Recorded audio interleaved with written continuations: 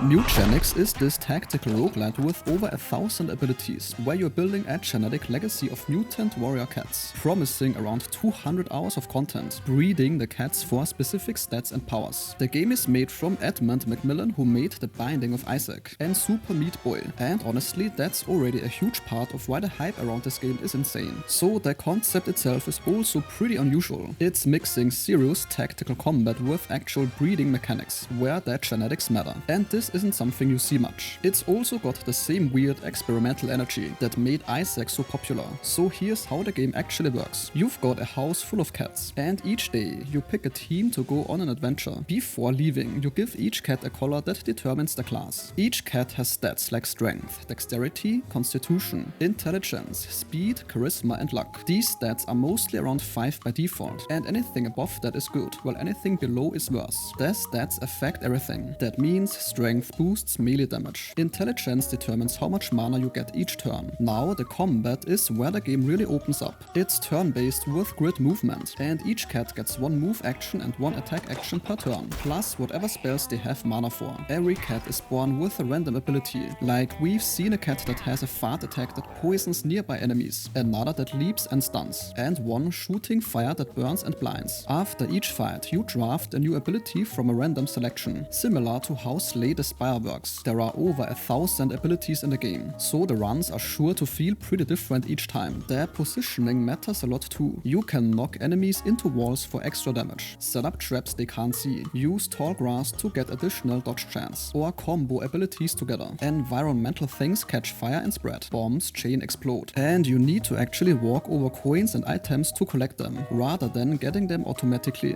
Between battles, you hit events, which are basically dice rolls based on your stats. High strength means you're more likely to succeed at smashing through a window. High intelligence helps with examining things. Sometimes you fail and take damage that carries into the next fight, which can matter, since your cats can die permanently if you're not careful. The breeding part ties into everything. When cats come back from adventures, they can mate and produce kittens that inherit stats and abilities from their parents. The game mentions mutations and disorders too, like a cat getting necrosis, which boosts stats but makes body parts fall off when you take damage. The cats that survive multiple runs retire but stay in your house. You have to feed all your cats each day or they start starving, so there is resource management involved. Each run takes you through 3 chapters with different environments and bosses. As I mentioned, the game has reportedly over 200 hours of content, with 900 plus items, different enemy types, and 10 character classes that each have 75 unique abilities. There's one thing that might be annoying, and that's the food management aspect. Constantly needing to make sure you have enough food for your cats could get tedious over long campaigns. The breeding system also means you're somewhat at the mercy of randomness for getting good stat combinations, though that's kind of the point of a roguelite. And this sentence concludes today's video. If your time was respected, a like or comment is very much appreciated.